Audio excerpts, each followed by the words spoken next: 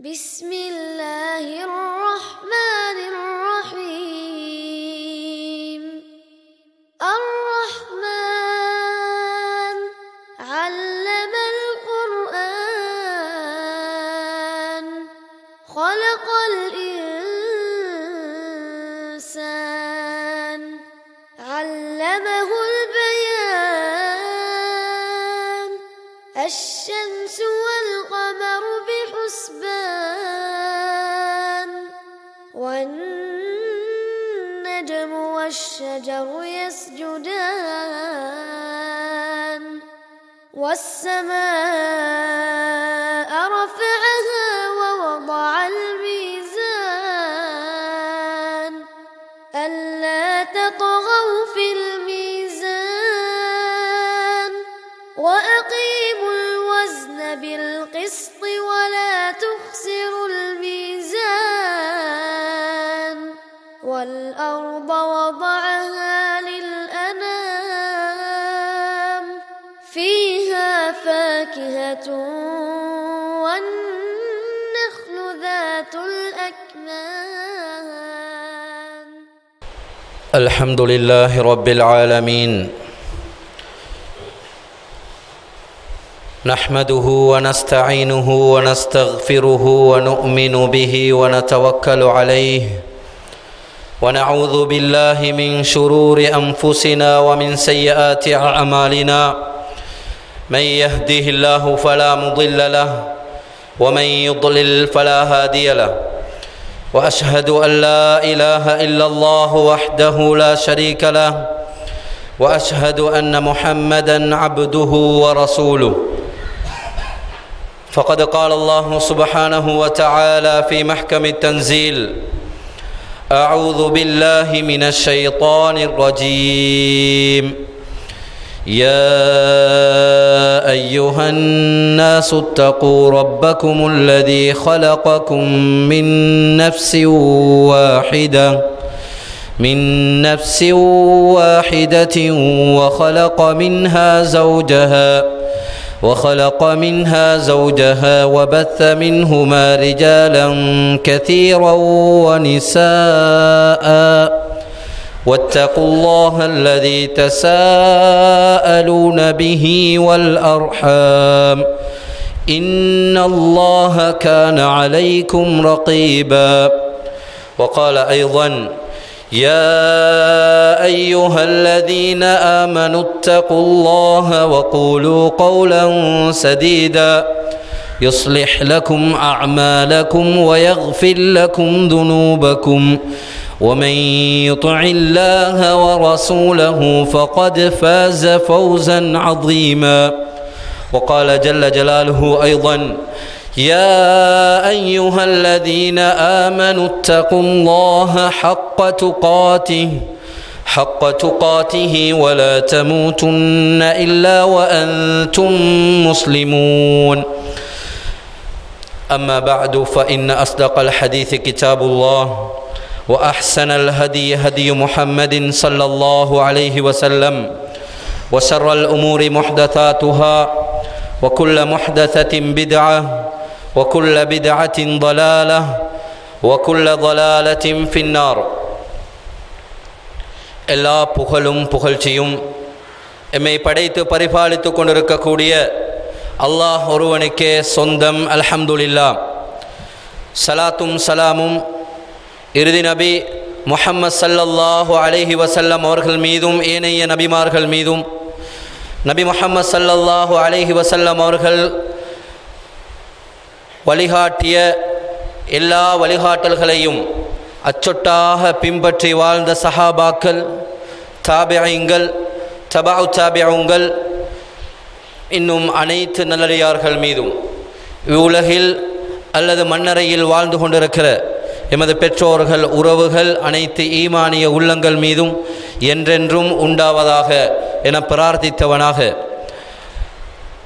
அல்லாஹு ஜல்ல ஜலாலுஹு இவ்வுலகில் வாழும் சந்தர்ப்பத்தில் என்னென்ன விடயங்களை எடுத்து நடக்குமாறு ஏவல்களாக அல் குர்ஆனிலோ அல்லது நபிகள் பெருமானார் ஸல்லல்லாஹு அலைஹி வஸல்லம் அவர்கள் மூலம் சுன்னாவிலோ எமக்கு ஏவி இருக்கிறானோ அவைகளை முடிந்தளவு எடுத்தும் எவைகளை விட்டும் தவிர்ந்து விலகி வாழும்படி எச்சரிக்கை செய்து தடை செய்துள்ளானோ அவைகளை விட்டும் முற்றுமுழுதாக தவிர்ந்து விலகி வாழும்படி தக்குவாவை கொண்டு ஆரம்பமாக நல்லுபதேசம் செய்தவனாக என்னுடைய ஹுத்துபாவுக்குள் நுழைகிறேன். அன்புள்ள சகோதரர்களே, அல்லாஹின் நல்லடியார்களே, அல்லாஹ் ஜல்ல ஜலாலுஹு இந்த உலகத்திலே எம்மை கண்ணியமான ஒரு படைப்பாக ஆக்கியிருக்கிறான். சூரா பனி இஸ்ராயில் என்ற அத்தியாயத்திலே,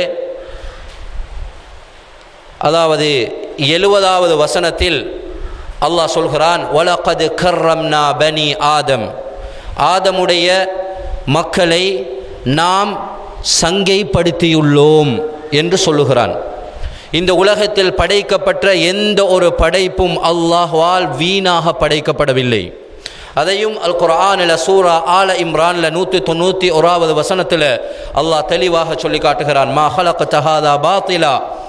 அன்புள்ள சகோதரர்களே, அல்லாஹின் நல்லடியார்களே, இந்த உலகத்தில் படைக்கப்பட்ட படைப்பினங்களில் கண்ணியமிக்க மிக அழகாக வடிவமைத்து படைக்கப்பட்ட படைப்பினமாக இருப்பதில் முதன்மையானவர்கள் இந்த மனித சமூகம் என்பதில் எந்த சந்தேகமும் கிடையாது.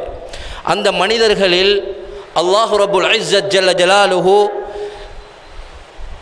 இந்த உலகத்திலே அவனுடைய அருட்கொடைகளில் முதன்மையான அருட்கொடைகளை வழங்கிய ஒரு சாரார்தான் அல்லாஹ்வினுடைய மார்க்கமாக அல்லாஹுவால் சூரா ஆல இம்ரானிலே அடையாளப்படுத்தக்கூடிய சூரா ஆல இம்ரான் 19வது வசனத்தில், மேலும் அதனை உறுதிப்படுத்தக்கூடிய ஆல இம்ரான் 25வது வசனத்தில் உறுதிப்படுத்தக்கூடிய அடையாளப்படுத்தக்கூடிய மிகப்பெரிய முதன்மையான நிஅமத்தாக மனித சமூகத்தில் அல்லாஹ் எந்த நிஅமத்தை மகத்தான நிஅமத்தாக வைத்திருக்கிறானோ அந்த நிஅமத்தை தந்தருளிய ஒரு சமூகமாக அல்லாஹு ரப்புல் இஸ்ஸத் ஜல்ல ஜலாலுஹு நம்மை ஆக்கியிருக்கிறான். அல்லாஹ் குர்ஆனில் குறித்த வசனத்தில் என்ன சொல்கிறான்? சூரா ஆல இம்ரான் 19வது வசனம், இன்ன தீன இன்தல்லாஹில் இஸ்லாம். அல்லாஹ்வினிடத்தில் மார்க்கத்தில் அல்லாஹுவால் ஏற்றுக்கொள்ளப்பட்ட அல்லாஹ்வினுடைய மார்க்கமாக இருக்கக்கூடிய மார்க்கம் இந்த புனிதமான தீனுல் இஸ்லாம் தான். வமை யப்தகி கைரல் இஸ்லாமி தீனன் ஃபலை யுக்பல மின்ஹு. யார் ஒருவர் இஸ்லாம் அல்லாத மார்க்கத்தை பின்பற்ற விரும்புகிறாரோ அது அல்லாஹ்வினிடத்தில் ஏற்றுக்கொள்ளப்பட மாட்டாது, அது நிராகரிக்கப்படும் என்று அல்லாஹ் சூரா ஆல இம்ரான் 25வது வசனத்தில் சொல்கிறான். அப்போ இந்த இஸ்லாமிய மார்க்கம் அல்லாஹுவால் எமக்கு தரப்பட்ட அருட்கொடைகளில் எண்ணிலடங்கா அருட்கொடைகளில் முதன்மையான மகத்தான நிஅமத்தாக இருந்து கொண்டிருக்கிறது என்பதை எமக்கு தெளிவாக புரிந்து கொள்ளலாம். அன்புள்ள சகோதரர்களே, இந்த இஸ்லாம் இல்லாமல் இந்த உலகத்தில் வாழக்கூடிய ஒரு மனிதன் எந்த ஒரு பட்டத்தோடும் பதவியோடும் பொருளாதார வசதிகளோடும் எந்த ஒரு சந்தோஷத்தையும் அனுபவித்தவனாக இந்த உலகத்தில் வாழலாம். ஆனால் அவனுடைய எல்லா சந்தோஷங்களும் எல்லா அனுபவிப்புகளும் எல்லா மகிழ்ச்சிகளும் மிக குறுகிய கால நிலையற்ற மகிழ்ச்சிகளாக சந்தோஷங்களாக பட்டங்களாக பதவிகளாக இருக்கும் என்பதில் எந்த சந்தேகமும் கிடையாது. ஒரு நிமிடம் கூட உத்தரவாதம் அற்ற ஒரு சந்தோஷமாகத்தான் அந்த சந்தோஷம் இருக்கும் என்பதை கண்கூடாக நாம் பார்த்து கொண்டுதான் இருக்கிறோம். இந்த உலகத்தில் ஒரு மனிதன் இஸ்லாத்தோடு வாழ்கிறான், ஆனால் அவனுக்கு எந்த விதமான ஒரு வசதி வாய்ப்புகளும் கிடையாது, எந்த விதமான பட்டத்திலும் பதவியும் கிடையாது. அவன் இந்த உலகத்திலே சமூகத்தால் இந்த உலகத்திலே வாழக்கூடிய சந்தர்ப்பத்தில் ஒதுக்கப்படக்கூடியவனாக புறக்கணிக்கப்படக்கூடியவனாக இருந்தாலும், ஏன் அவனுடைய உடலில் இருக்கும் உறுப்புகளில் ஏதாவது ஒரு உறுப்பை இழந்த நிலையில், அவனுடைய கண் பார்வையை இழந்த நிலையில் அவன் இந்த உலகத்தில் வாழ்ந்தாலும் அவனுடைய அந்த கஷ்டங்கள் அந்த துன்பங்கள் அவன் பொறுமையாக இருக்கும் பட்சத்தில் அந்த கஷ்டம் துன்பங்கள் இன்னல்கள் அனைத்தும் மிக குறுகிய கால இன்பங்களாக இருக்கும் என்பதில் எந்த சந்தேகமும் கிடையாது. அன்புள்ள சகோதரர்களே, அதற்கு பின்னர் அவனை அல்லாஹ்வினுடைய அழைப்பை ஏற்று மரணத்தை சந்தித்து மரணத்துக்கு பின்னால் இருக்கக்கூடிய அந்த வாழ்வின் நிரந்தரம் அவன் இஸ்லாத்தோடு வாழ்ந்தால் மகிழ்ச்சிகரமானதாக இன்பகரமானதாக பல அந்தஸ்துக்களை அவனுக்கு பெற்றுக்கொள்ள சொந்தக்காரனாக, பல அந்தஸ்துக்களுக்கு சொந்தக்காரனாக அவன் மாறுவான். இதுதான் இந்த இஸ்லாம் என்ற நிஅமத்தினுடைய மகத்துவமாக இருந்து கொண்டிருக்கிறது.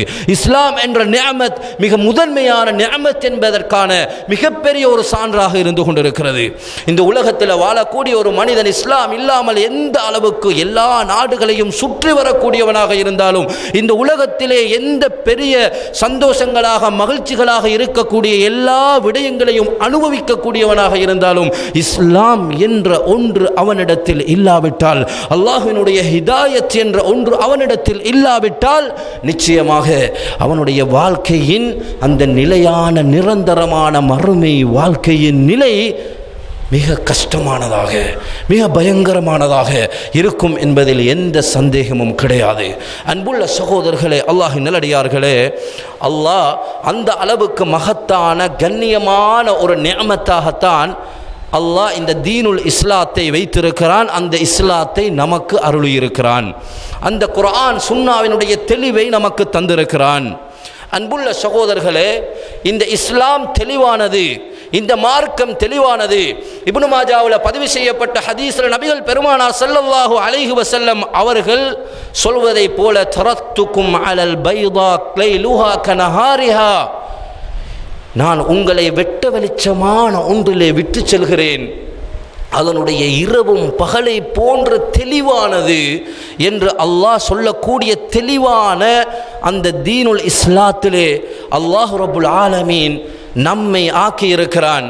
அந்த தீனுல் இஸ்லாம் அந்த அளவுக்கு தெளிவானதாக இருக்கிறது என்றால், அந்த இஸ்லாத்தை ஏற்று நடக்கக்கூடிய ஒரு முஸ்லிமுடைய லட்சியம், ஒரு முஸ்லிமுடைய வாழ்வு, அவனுடைய வாழ்க்கையின் ஒவ்வொரு நகர்வுகளும் எந்த அளவுக்கு தெளிவானதாக இருக்க வேண்டும். எந்த அளவுக்கு ஒரு முஸ்லிம் என்றால் அவன் கீழ்ப்படிந்து நடக்கக்கூடியவன், அவன் அல்லாஹ்வினுடைய வஹிக்கு கட்டுப்பட்டு நடக்கக்கூடியவன். இஸ்லாத்தை சுமந்த ஒரு மனிதன் இரவும் பகலை போன்று தெளிவானது என்று அடையாளப்படுத்தப்பட்டிருக்கக்கூடிய ஒரு மார்க்கத்தை சுமந்த ஒரு முஸ்லிம் அவனுடைய வாழ்வில் எந்த அளவுக்கு தெளிவானவனாக அவனுடைய அந்த லட்சியத்தை அவன் அமைத்து கொள்ள கடமைப்பட்டவனாக இருக்கிறான். சிந்தனை செய்து பாருங்கள். ஆனால் இன்று நம்முடைய சமூகத்தில் இந்த லட்சியமாக ஒரு லட்சியத்தை நோக்கி பயணிக்கக்கூடியவர்கள் என்ற இந்த விடயத்தில் எந்த அளவுக்கு அலட்சிய போக்கை கடைபிடிக்கிறார்கள், எந்த விதமான ஒரு லட்சியமும் இல்லாத நிலையில் பயணிக்கிறார்கள், அல்லது இந்த உலகத்தின் லட்சியங்களை மையப்படுத்தியதாக மறுமையின் எந்த நலவுகளையும் மையப்படுத்தாத ஒரு லட்சியமாக லட்சியங்களை அமைத்து கொண்டிருக்கிறார்கள். சிந்தனை செய்து பாருங்கள்.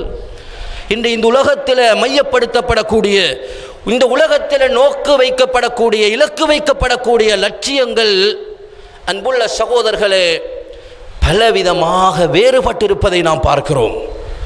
ஒரு மாணவனுடைய லட்சியம் வேறாக இருக்கிறது, ஒரு வியாபாரியுடைய லட்சியம் வேறு, ஒரு கூலி தொழிலாளியுடைய லட்சியம் வேறு, ஒரு ஏழையினுடைய லட்சியம் வேறு, ஒரு அரசியல்வாதியினுடைய லட்சியம் வேறு. இப்படி இந்த உலகத்தில் நாட்டுக்கு நாடு, வயதுக்கு வயது, அந்தஸ்துக்கு அந்தஸ்து, தரத்துக்கு தரம், லட்சியங்கள் வேறுபட்டிருப்பதை நாம் பார்க்கிறோம். இந்த உலக பொருளாதாரத்தை மையப்படுத்திய லட்சியங்கள் அவைகள். இந்த உலக பொருளாதாரத்தை, இந்த உலகத்தினுடைய இலக்குகளை, அந்தஸ்துக்களை, பட்டங்களை, பதவிகளை மையப்படுத்திய லட்சியங்கள். அன்புள்ள சகோதரர்களே, அல்லாஹ்வின் நல்லடியார்களே, இந்த உலகத்தில் வாழக்கூடிய நான் அல்லாஹ்வை ஏற்று அல்லாஹ்வின் தூதரை இறுதி தூதராக ஏற்றிருக்கிறேன் என்று சொல்லக்கூடிய ஒரு முஸ்லிமுடைய லட்சியம் நிச்சயமாக அவன் எந்த மூலை முடுக்கில் இருந்தாலும், எந்த தரத்தில் இருந்தாலும், எந்த அந்தஸ்தில் இருந்தாலும் அவனுடைய லட்சியம் ஒன்றாகத்தான் இருக்கும். அந்த லட்சியம் தெளிவானதாக இருக்கும்.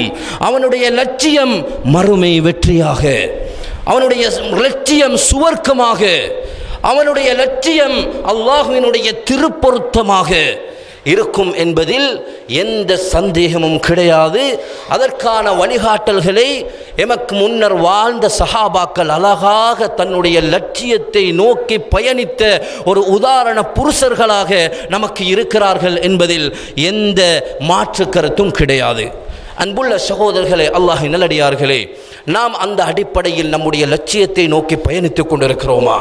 நம்முடைய மார்க்கத்தின், நம்முடைய இந்த இஸ்லாம் என்று நான் ஒரு முஸ்லீமாக இருக்கிறேன், என்னுடைய லட்சியம் என்ன என்று நான் ஒரு நாளிலாவது நாம் எம்முடைய லட்சியத்தை திரும்பி பார்த்திருக்கிறோமா?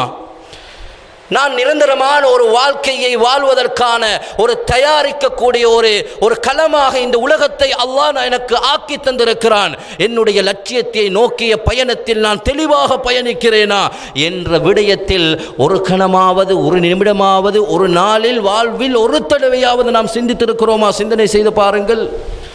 சிந்தித்து அதன் அடிப்படையில் நம்முடைய வாழ்வை மாற்றிக்கொள்ளக்கூடியவர்கள் எத்தனை பேர் இருக்கிறார்கள்? சிந்தனை செய்து பாருங்கள். உலகத்தில் முஸ்லிம்கள் தங்களுடைய லட்சியத்தை நோக்கி பயணிக்க கூடாது என்பதற்கான சூழ்ச்சிகளில் அகப்பட்ட நிலையில், உலகத்தில் ஒரு முஸ்லிம் லட்சியமற்ற நிலையில் வாழ்ந்து அவனுடைய மறுமையில் தோல்வி அடைய வேண்டும் என்ற சூழ்ச்சிக்காரர்களுடைய சூழ்ச்சிகளில் நாம் அகப்பட்டு சூழ்ச்சி வலைகளில் சிக்கி சின்னாபின்னமாக இருக்கக்கூடிய ஒரு நிலையில் நம்முடைய லட்சியம் என்ன என்று தெரியாத நிலையில் நாம் வாழ்ந்து கொண்டிருக்கிறோம் என்றால், நம்முடைய உண்மையான லட்சியத்தை நோக்கி சஹாபாக்கள் எப்படி பயணித்தார்களோ அதன் அடிப்படையில் நாம் பயணிக்காதவர்களாக இந்த உலகத்தில் வாழ்ந்து நாம் மண்ணறைக்கு சென்று கொண்டிருக்கிறோம் என்றால் எவ்வளவு பெரிய, மிகப்பெரிய ஒரு அவலமான, ஒரு கவலைக்கிடமான நிலையாக நம்முடைய நிலை மாறும் என்ற பயம் நம்முடைய உள்ளத்தில் இருக்க வேண்டும். சகோதரர்களே, சிந்தனை செய்து பாருங்கள். அன்புள்ள சகோதரர்களே, அல்லாஹ்வின் நல்லடியார்களே, உண்மையான ஒரு முஃமின் ஒரு பொந்தில் 2 முறை கையை விட மாட்டான் என்று நபிகள் பெருமானார் ஸல்லல்லாஹு அலைஹி வஸல்லம் அவர்கள் சொன்னார்கள். நாம் எத்தனை முறை எங்களுடைய லட்சியங்கள், எங்களுடைய இலக்கு மறுமையே, மறுமை வெற்றியே, எமது இலக்கு சுவர்க்கமே, எமது இலக்கு அல்லாஹ்வின் பொருத்தமே என்று எத்தனை உரைகளை நாம் கேட்டிருக்கிறோம். அதன் அடிப்படையில் நம்முடைய வாழ்க்கையை அமைத்து கொண்டவர்கள் எத்தனை பேர் இருக்கிறோம்? சிந்தனை செய்து பாருங்கள். அன்புள்ள சகோதரர்களே, அல்லாஹுவின் தூதர் ஸல்லல்லாஹு அலைஹி வஸல்லம் அவர்களுடைய காலத்தில் வாழ்ந்த ஒரு சஹாபிய பெண்மணி வலிப்பு நோயால் அவதிப்படுகிறார். கீழே விழுந்து அந்த பெண்மணியினுடைய ஆடைகள் அப்படியே ஔரத்துகள் விளங்கும் அளவுக்கு கலைந்து செல்கிறது. அல்லாஹுவின் தூதரிடத்தில் வந்து முறையிடுகிறார்கள். அல்லாஹுவின் தூதர் ஸல்லல்லாஹு அலைஹி வஸல்லம் அவர்கள் சொல்கிறார்கள், நீங்கள் பொறுமையாக இருந்தால் உங்களுக்கு அல்லாஹ்வினிடத்தில் மறுமையில் மிகப்பெரிய கூலி இருக்கிறது, உங்களுக்கு சுவர்க்கம் இருக்கிறது. ஆனால் இந்த உலகத்தில் நான் உங்களுக்கு துஆ செய்தால் இது முழுமையாக குணப்பட்டு விடும், குணமாகிவிடும் என்று அல்லாஹ்வின் தூதர் ஸல்லல்லாஹு அலைஹி வஸல்லம் அவர்கள் சொன்ன நேரத்தில், யா ரசூலல்லாஹ், எனது லட்சியம் அந்த மறுமைதான், எனது லட்சியம் அந்த சுவனம் தான், எனது ஔரத் வெளியாகாமல் இருப்பதற்கு மாத்திரம் நீங்கள் அல்லாஹ்வின் தூதரை நீங்கள் துஆ செய்யுங்கள் என்று தன்னுடைய லட்சியத்தில் பயணித்த சஹாபிய பெண்மணி, ஒரு நோயாளி. சிந்தனை செய்து பாருங்கள். அல்லாஹ்வின் தூதர் ஸல்லல்லாஹு அலைஹி வஸல்லம் அவர்களுடைய காலத்தில் வாழ்ந்த சஹாபாக்கள் அவர்களுடைய காலத்தில் தன்னுடைய இந்த உலகத்தில் இருக்கக்கூடிய சில இன்பங்களை அனுபவிக்கும் ஒரு சில நிமிடங்கள் கூட, ஒரு சில மணித்தியாலங்கள் கூட தங்களுடைய லட்சியத்தை மறந்து வாழக்கூடாது என்பதற்கான என்ற விடயத்திலே மிக கண்ணும் கருத்துமாக, மிக கவனமாக நடந்து கொண்டார்கள் என்ற வரலாறு எத்தனை இருக்கிறது சகோதரர்களே. ஹந்தலா ரலியல்லாஹு அன்ஹா நாஃபக ஹந்தலா முனாஃபிக்காகிவிட்டார், ஹந்தலா முனாஃபிக்காகிவிட்டார் என்று வந்த அந்த சம்பவம் எதனை சொல்கிறது சகோதரர்களே? அல்லாஹ்வின் தூதருடைய பாசறையில் இருக்கும் சந்தர்ப்பத்தில் மறுமை சிந்தனையோடு லட்சியத்தில் நாம் இருக்கிறோம். நாம் குடும்பங்களின் பக்கம் வந்தால் அந்த சிந்தனை நமக்கு குறைந்து விடுகிறது. இது நயவஞ்சகமாக இருக்குமோ, லட்சியத்தை மறந்த நிலையில் வாழும் நிலைகளாக இருக்குமோ என்று கஷ்டப்படக்கூடியவர்களாக, கவலைப்படக்கூடியவர்களாக, அதற்கு தீர்வு தேடி அல்லாஹ்வின் தூதரின் பக்கம் விரையக்கூடியவர்களாக இருந்தார்களே. சிந்தனை செய்து பாருங்கள். அன்புள்ள சகோதரர்களே, அல்லாஹ்வை மறந்து எத்தனை கடமையான தொழுகைகளை நாம் புறக்கணிக்கிறோம். அல்லாஹ்வை மறந்து அல்லாஹ்வின் மார்க்க விளக்க வகுப்புகளை எந்த அளவுக்கு நாம் புறக்கணிக்கிறோம், அலட்சியப்படுத்துகிறோம் சகோதரர்களே. சிந்தனை செய்து பாருங்கள்.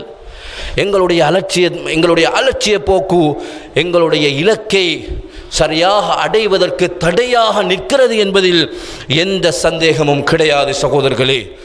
எப்படி இந்த மார்க்கம் தெளிவானதாக இருக்கிறதோ அதே போன்று ஒவ்வொரு முஸ்லிமுடைய இலக்கும் லட்சியமும் தெளிவானதாக இருக்க வேண்டும். அவ்வாறு தெளிவானதாக இருப்பதற்கான மிக முக்கியமான அடிப்படைகளையும் நாங்கள் புரிந்து கொள்ள கடமைப்பட்டவர்களாக இருக்கிறோம். இந்த உலகத்தில், இந்த நாட்டில் பல வருடங்களாக, பல ஆயிரம் வருடங்களாக முஸ்லிம்களாக நாம் வாழ்ந்து கொண்டிருக்கிறோம்.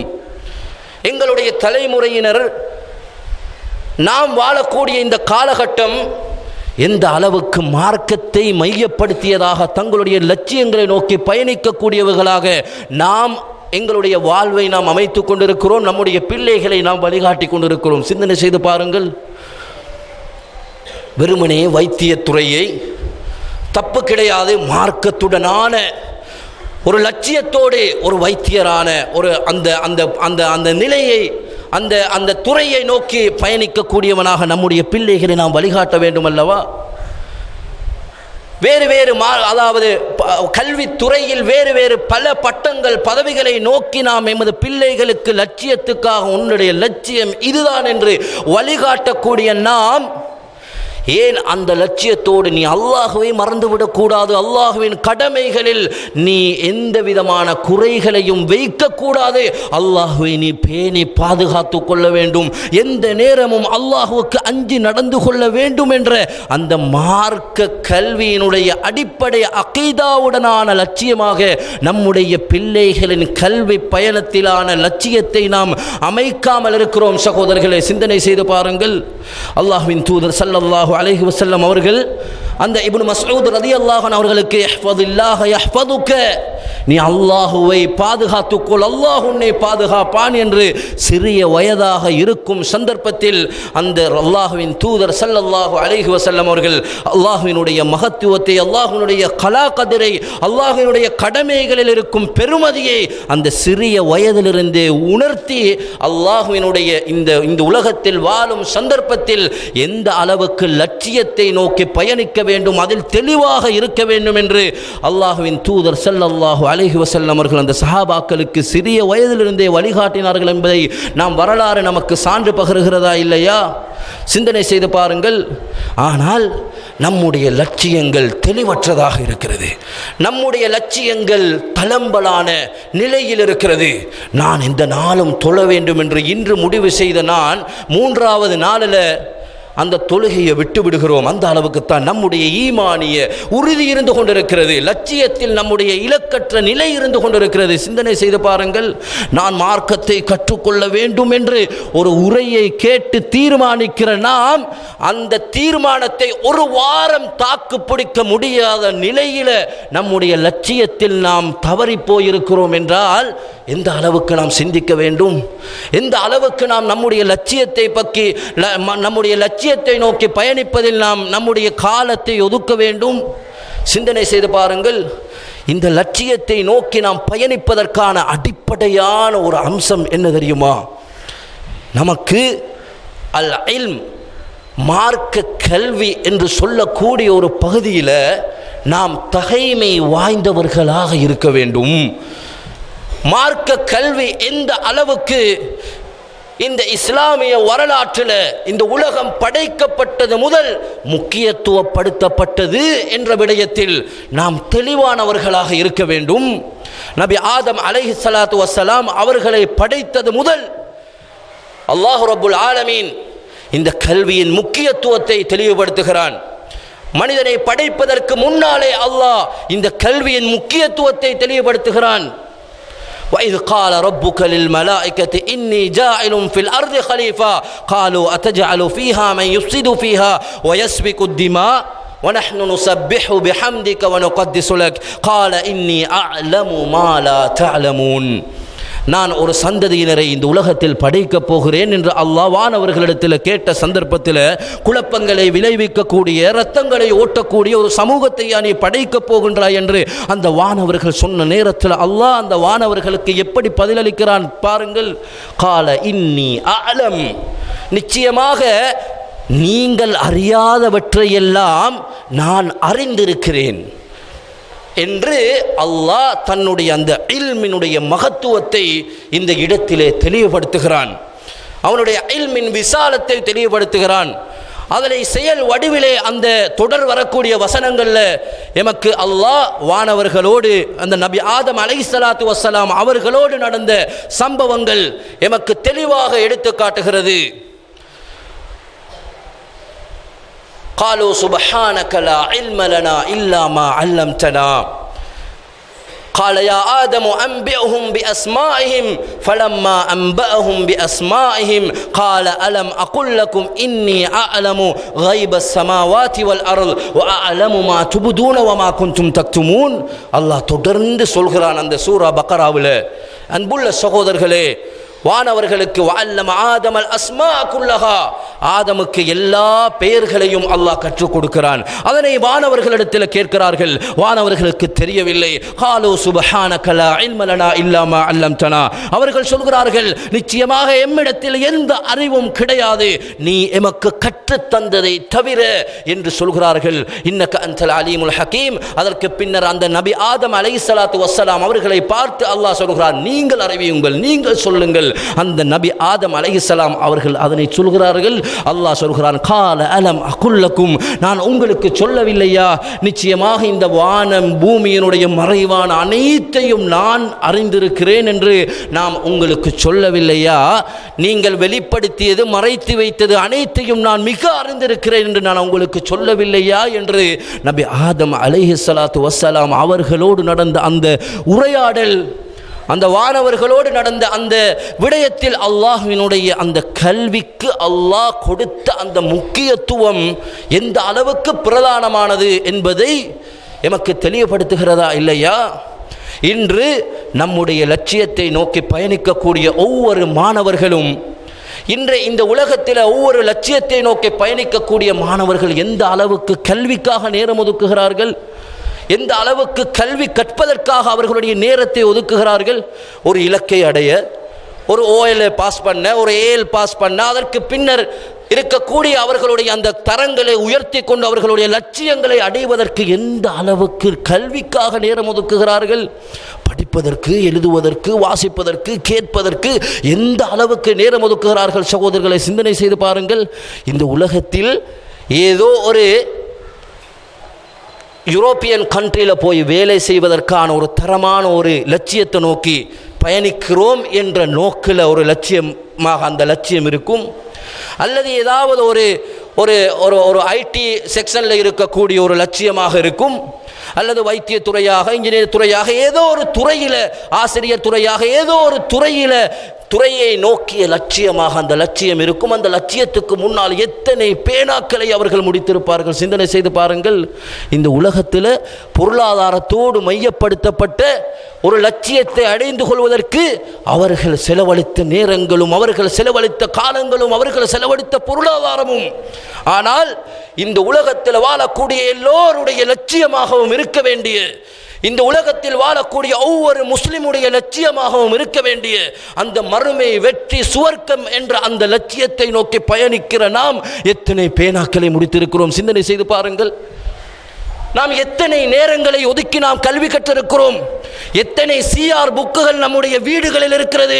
நான் மார்க்கத்தை கற்றுக்கொள்வதற்காக, என்னுடைய லட்சியத்தை நோக்கிய பயணத்தில் தெளிவாக பயணிப்பதற்காக நான் செலவழித்த நேரங்கள், நான் செலவழித்த பேனாக்கள், நான் செலவழித்த பொருளாதாரம் என்று சொல்வதற்கு எத்தனை விடயங்கள் இருக்கிறது சகோதரர்களை சிந்தனை செய்து பாருங்கள். குறைந்தபட்சம் அல்லாஹ் நமக்கு கடமையாக்கி இருக்கக்கூடிய தொழுகையை எடுத்துக்கொள்ளுங்கள்.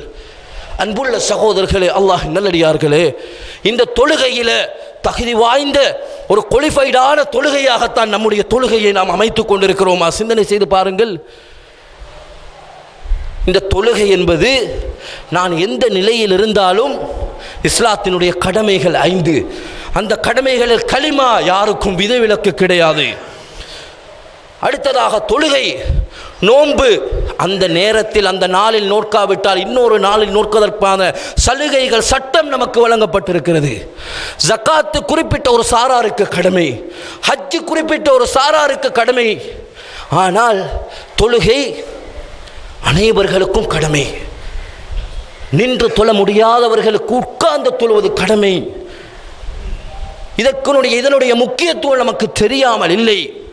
ஆனால் அந்த தொழுகையை லட்சியமாக கொண்ட நாம் எம்முடைய தொழுகையில மாத்திரம் கடமையாக நாம் நிறைவேற்ற வேண்டிய மறுமையில் முதலாக நம்மிடத்தில் கேட்கப்படக்கூடிய அந்த தொழுகையை பற்றிய ஒரு நொலேஜாவது நமக்கு இருக்கிறதா? சிந்தனை செய்து பாருங்கள்.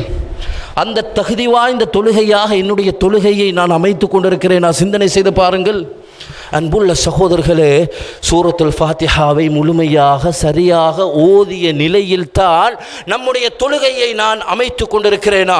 ஒவ்வொரு ஆண் மகனும் ஒவ்வொரு பெண்களும் பருவ வயதை அடைந்த தொழுகை கடமையான ஒவ்வொருவரும் சிந்திக்க வேண்டிய பகுதி. அத்தஹியாத் தொழுகையில் கடமையான ஒன்று. அதனை ஓதுவதற்கான தகுதியை, அதை ஓதக்கூடிய ஒரு குவாலிஃபிகேஷன், அதை ஓதுவதற்கு எனக்கு முடியும் என்ற நிலை நம்மிடத்தில் இருக்கிறதா? இதில் நம்மை நாம் இனங்காண்டு கொள்வதற்காக, யாருக்கும் குறை சொல்வதற்காக அல்ல, சுய பரிசோதனைக்காக சிந்தனை செய்து பாருங்கள். பள்ளிவாயிலில் இமாம் இல்லை, பள்ளிவாயிலில் முஅத்தினார் இல்லை என்றால் எத்துணை பேருக்கு இந்த ஊரில் இருக்கக்கூடியவர்களுக்கு அல்லாஹு அக்பர் என்று எல்லாருக்கும் தெரிந்த அந்த வார்த்தையிலிருந்து ஆரம்பித்து லா இலாஹ இல்லல்லா என்று எல்லாருக்கும் தெரிந்த அந்த வார்த்தையில் முடிக்கக்கூடிய பாங்கை தைரியமாக வந்து சொல்லக்கூடிய எத்தனை தகுதி வாய்ந்த முஅத்தின்கள் இருக்கிறார்கள். சிந்தனை செய்து பாருங்கள்.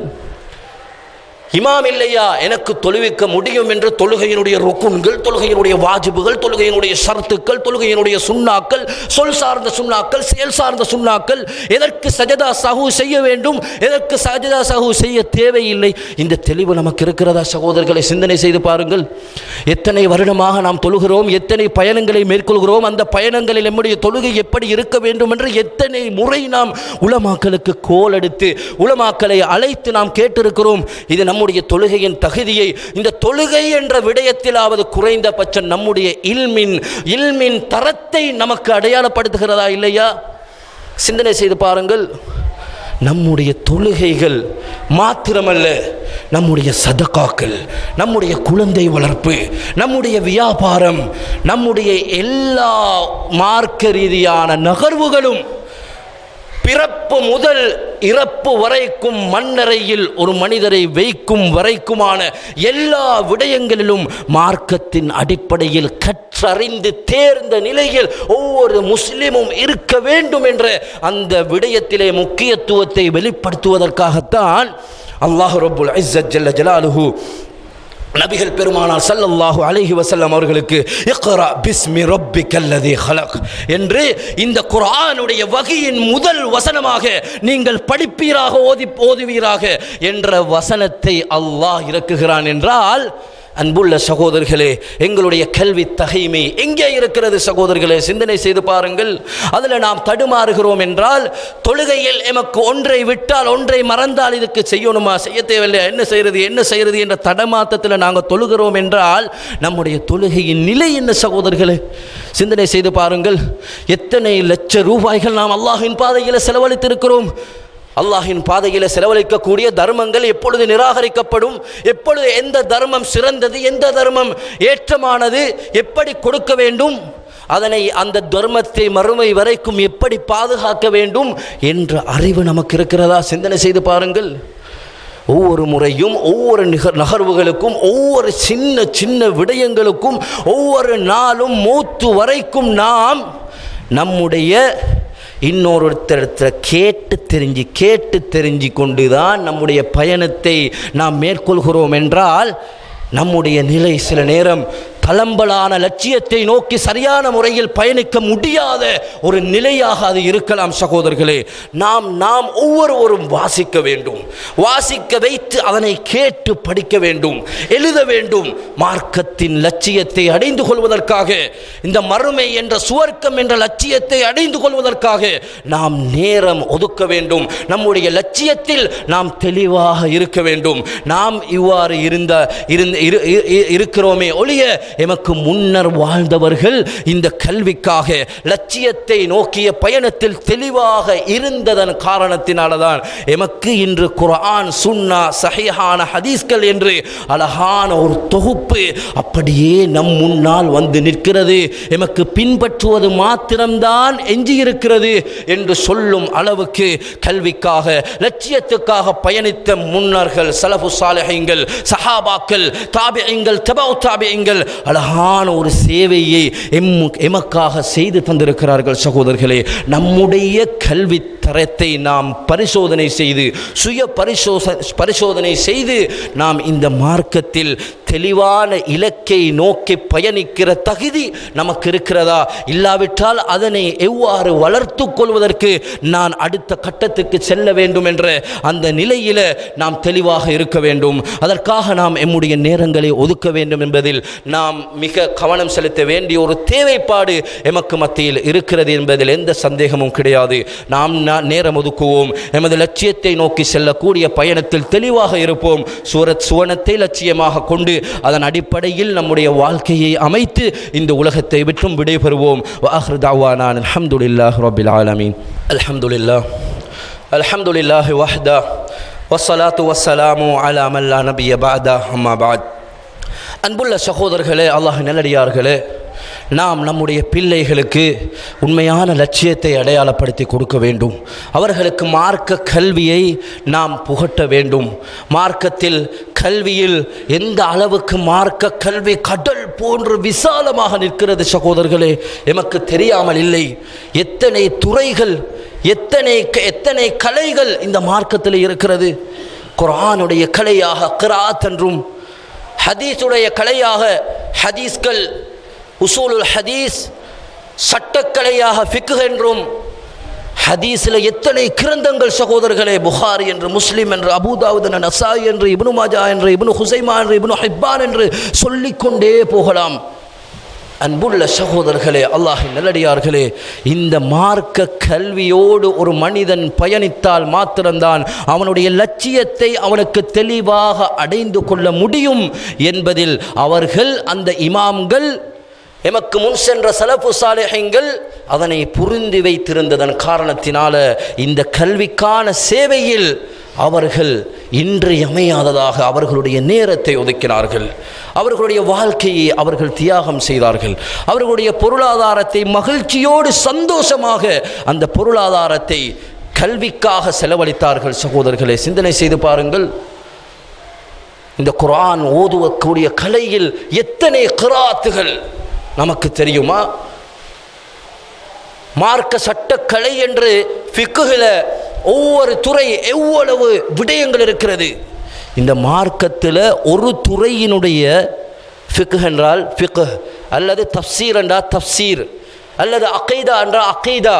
இந்த அகீதா என்ற ஒரு கலையினுடைய கிதாபுகளை, தொகுக்கப்பட்ட கிதாபுகளை, இந்த இமாம்கள் சேவையாற்றி இருப்பதனுடைய வெளிப்பாடுகளை கிதாபுகளாக நாம் இந்த பள்ளிவாயல் முழுக்க நிரப்பினாலும் நிரம்பி முடியாத அளவுக்கு இந்த கல்விக்கான சேவையை எமக்கு முன் வாழ்ந்த அறிஞர்கள் செய்திருக்கிறார்கள். இலக்கை நோக்கி பயணிக்கக்கூடிய ஒரு முஸ்லிம் தெளிவாக இருக்க வேண்டும் என்பதற்காக. ஆனால் இந்த மார்க்கத்துக்காக நாம் என்ன செய்திருக்கிறோம்? நம்முடைய பிள்ளைகளுக்கு நாம் என்ன செய்திருக்கிறோம்? நம்முடைய குடும்பத்துக்கு நாம் என்ன செய்திருக்கிறோம்? என்னுடைய மறுமை சேமிப்புக்காக நான் என்ன செய்திருக்கிறேன்? தெளிவாக நான் செய்வதவைகள் அனைத்தையும் நாம் பட்டியல் போட்டால் அதில் எத்தனை விடயங்கள் என் சந்தேகத்துக்குரியதாக இருக்கிறது, எத்தனை விடயங்கள் தகுதி வாய்ந்த தெளிவான விடயமாக நாம் செய்த விடயங்களாக எமக்கு பட்டியல் போடலாம். சிந்தனை செய்து பாருங்கள். நாம் தொழுத தொழுகை உட்பட, நாம் செய்த தர்மங்கள் உட்பட, நாம் வளர்த்த குழந்தைகள் உட்பட, நாம் செய்த வியாபாரம் உட்பட, நாம் பேசிய வார்த்தைகள் உட்பட, நாம் செய்த செயல்கள் உட்பட எத்தனை விடயங்கள் மார்க்கத்துக்கு நேரானதாக இஸ்லாம் வழிகாட்டிய அடிப்படையில் கற்றறிந்து செய்த செயல்களாக கற்றறிந்து பேசிய சொற்களாக அவைகள் இருக்கிறது. சகோதரர்களை சிந்தனை செய்து பாருங்கள். அப்போ நாங்கள் எங்களை வளர்த்து கொள்ள வேண்டும். மார்க்க கல்வி என்பது ஒரு மனிதனின் தெளிவான லட்சியத்துக்கான மிகப்பெரிய ஒரு அடிப்படையான ஒரு ஆணிவேர். அவைகளில் நாம் பின்னிற்கக்கூடாது. மார்க்கத்தை கற்றுக்கொள்வதற்கான ஏற்பாடுகள் பள்ளி வாயில்கள் ரீதியாக எவ்வளவோ ஏற்பாடுகள் நடைபெறுகிறது. கருத்தரங்குகள், தப்சீர் வகுப்புகள், ஃபிக்ஹ் வகுப்புகள், அகீதா வகுப்புகள், பிரச்சாரங்கள் என்று எத்தனையோ ஏற்பாடுகள் நடைபெறுகின்றன. ஆனால் அவைகளுக்கு எத்தனை முறை நாம் கலந்து கொண்டிருக்கிறோம்? நம்முடைய மனைவி மக்களை கலந்து கொள்ள செய்திருக்கிறோம். நம்முடைய பிள்ளைகளை தெளிவாக குர்ஆனை கற்பதற்காக குர்ஆன் மதரசாவுக்கு தொடர்ச்சியாக அனுப்பி கொண்டிருக்கிறோம். சிந்தனை செய்து பாருங்கள். அன்புள்ள சகோதரர்களே, அல்லாஹின் நல்லடியார்களே, இந்த உலகம் என்பது அடுத்த நிமிடமே நம்மை விட்டும் நாம் இந்த உலகத்துக்கு விடை கொடுக்கக்கூடிய அளவுக்கு நிரந்தரமற்றதாக இந்த உலக வாழ்க்கை இருக்கிறது. ஆனால் அந்த மறுமையில் நாம் வெற்றி பெற வேண்டுமாக இருந்தால் நம்முடைய வாழ்வில் நாம் லட்சியத்தை நோக்கி தெளிவான பயணத்தை மேற்கொள்ளக்கூடிய ஒரு முஸ்லீமாக நாம் இருக்க வேண்டும். அதற்கு அடிப்படையானது ஒவ்வொரு மார்க்கத்தில் நாம் செய்யக்கூடிய ஒவ்வொரு விடயத்தையும் நாம் கொஞ்சம் கொஞ்சமாக கற்றுக்கொள்ள வேண்டும். கற்றுக்கொள்வதற்கு நேரம் ஒதுக்க வேண்டும். அது எந்த துறையில், எந்த பிஸியாக, எந்த வேலை பளுவில் இருந்தாலும் அதற்காக நாம் நேரம் ஒதுக்கி தெளிவாக செய்ய வேண்டும். எனக்கு தொழுகையை தொழத் தெரியும், எனக்கு தொழுகையை நிலைநாட்ட தெரியும், தொழுகையில் மனிதன் என்ற ரீதியில் ஏதாவது தவறுகள் ஏற்பட்டால் அதனை எனக்கு நிவர்த்தி செய்வதற்கான வழிமுறைகள் எனக்கு தெரியும் என்ற நிலையில் நம்முடைய இபாதத்துக்களை, நம்முடைய செயல்களை நாம் அமைத்துக் கொள்ள வேண்டும். நம்முடைய தொழுகையை நாம் அமைத்துக் கொள்ள வேண்டும். அவ்வாறு நாம் அமைத்துக் கொண்டால் நிச்சயமாக நம்முடைய தெளிவான இலக்கை நோக்கி நமக்கு பயணிக்கலாம். ஒரு முஸ்லிமின் இலட்சியம் இப்படித்தான் இருக்க வேண்டும். அவ்வாறு இருந்த அடுத்த சந்ததியினர்களுக்கு அந்த லட்சியத்தை சரியாக வழிகாட்டிய நிலையில் நம்முடைய இந்த உலக வாழ்க்கைக்கு விடை கொடுக்கக்கூடிய நல்ல மக்களாக வல்லவர் ரஹ்மான் நம் அனைவர்களுக்கும் ஆக்கி அருள்வானாக. வ ஆகிரு தஅவானா அல்ஹம்துலில்லாஹி ரப்பில் ஆலமீன்.